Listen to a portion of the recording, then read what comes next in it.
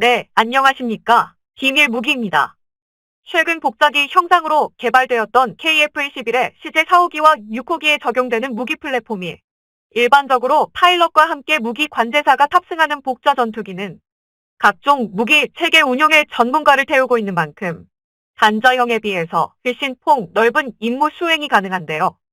한국이 만드는 전투기 KF-21의 복자형은 어떤 무기 체계를 운용하게 될 것인지 눈길을 끌고 있었습니다. 하지만 이에 대해 공개된 정보는 극히 적어서 진행 상황이 알려진 바가 거의 없었죠. 그런데 얼마 전에 드디어 그 세부적인 정보가 공개된 데다가 심지어 계획 단계도 아니고 개발 완료에 임박했다는 사실까지 드러나 전 세계가 큰 충격을 받았다는 소식입니다. 한번 자세히 알아보겠습니다. KF-21의 시제기가 성공적으로 하늘을 가른 뒤로 KF-21에 대한 사람들의 관심은 만들 수 있는가에서 어떻게 쓸 것인가로 옮겨갔습니다. 기왕 재원 설정과 탑재 무장에 아무런 제약이 없는 순수 국산 전투기를 만들었으니 가능한 한 모든 방향으로 써먹어보자는 것이었죠.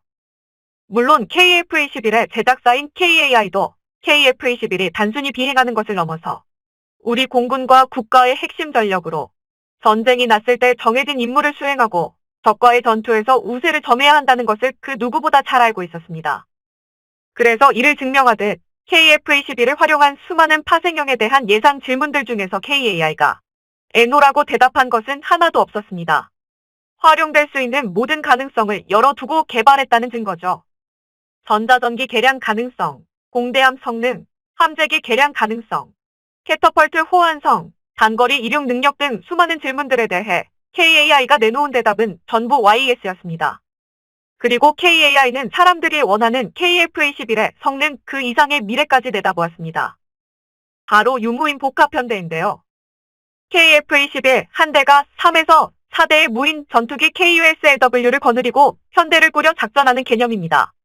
한국이 자체 개발하는 무인 전투기에 대한 계획은 사실 이미 수년 전부터 존재했습니다. 가장 큰 목적은 한정된 국방 자원의 효율을 높이는 것으로 충원 가능한 병력이 점점 줄어드는 만큼 한 명의 병사의 최대한의 전투력을 부여하기 위해 개발이 시작되었습니다. 무인 전투기를 실현하는 대회만 성공한다면 의외로 상당히 큰 효과를 볼 수 있습니다. 일단은 본래 목적과 같이 한 명의 파일럿이 한 번의 비행으로 기존 회사에서 5배에 달하는 작전 능력을 보유하게 되어 작전 효율성이 크게 올라가게 됩니다. 이는 한국의 전투기가 맞서 싸울 상대가 주로 누가 될지를 떠올려보면 어마어마하게 큰 장점이라고 할 수 있습니다. 무인기의 경우 조종석과 긴급사출장치, 생명유지장치 등 파일럿을 고려한 장비들을 일체 탑재할 필요가 없고 덕분에 완전히 무장량과 기동성, 스텔스 성능에 집중할 수 있게 되죠. 한편 무인기들을 조종하게 되는 유인기의 설계 부담이 크게 줄어드는 장점도 있는데요. 무장의 양과 종류를 편대 무인기에 분배할 수 있고 역시 그만큼 파일럿 방호와 스텔스 성능을 더욱 강화할 수가 있습니다. 이를 통해서 KF-21은 제한적인 스텔스로 인해 4.5세대기로 분류되는 지금보다 훨씬 더 발전할 것으로 보이는데요.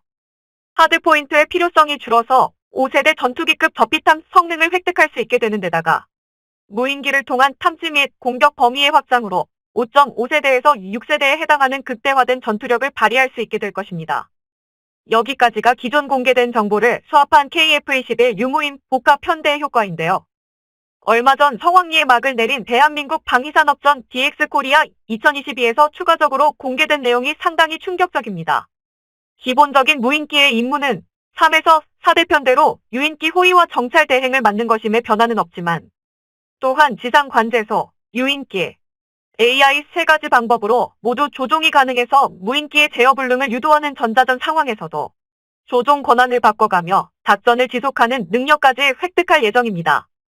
호위 능력의 범위 역시 확대되어 기존의 지상 방공망에 대한 호위 능력뿐만 아니라 상공의 적기의 공격으로부터도 모기를 지킬 수 있게 되었습니다. 그리고 무엇보다 추력 6,500파운드급 국산 터보팬 엔진에 애프터버너 기능까지 탑재해 아음속에 달하는 속력을 낼 수 있다는 점이 큰 화제가 되었는데요. 무인기의 속력이 빠르면 빠를수록 내부 무장창에서 발사하는 미사일의 초기 가속에 드는 연료를 절약해서 사거리에서 이득을 볼 수 있고 같이 편대를 이루는 유인기의 속력 제약도 적어지기 때문입니다. 그리고 이것이 제조사에서 일방적으로 발표한 희망 사항이 아니라 당장 내년부터 제작이 시작되기 때문에 바뀌는 일이 없는 결정 사항이라는 점이 충격을 더했습니다. 현장의 대한항공 관계자는 이미 지상 실험을 마쳤고 테스트베드 기체 KT의 운비와 비행을 앞두고 있다. 비행 시험을 통해 성능이 검증되면 FA50이나 KF21 등 국군의 다른 유인기 플랫폼으로 시스템을 확장할 것이라고 밝혔습니다.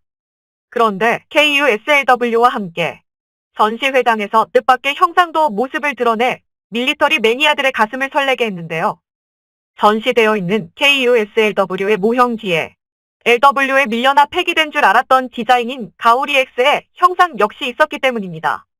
가오리-X는 KUSLW에 앞서 등장했던 무인기 형상의 가칭으로 수직 수평 미익이 없고 동체 전체가 곧 날개인 전익기 형상을 띠는 것이 특징입니다.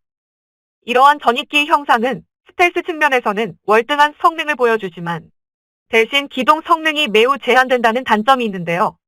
그런데 이대로 모습을 감추는가 했던 가오리-X가 KUSFC로 이름을 바꾸고 대한항공의 전시장의 모습을 나타낸 것이죠.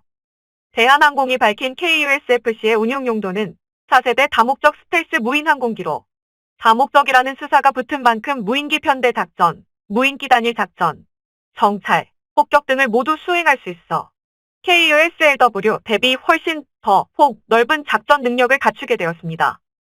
폭격 임무가 추가된 만큼 KUSLW보다 한층 더 강한 1만 파운드급 엔진이 탑재될 예정이고 전익기 형상에 더해서 한국에서 자체 개발한 레이더 전파 흡수 물질 RAN과 레이더 흡수 구조제 RAS도 적용되어 피탄 면적을 극도로 억제했다고 합니다.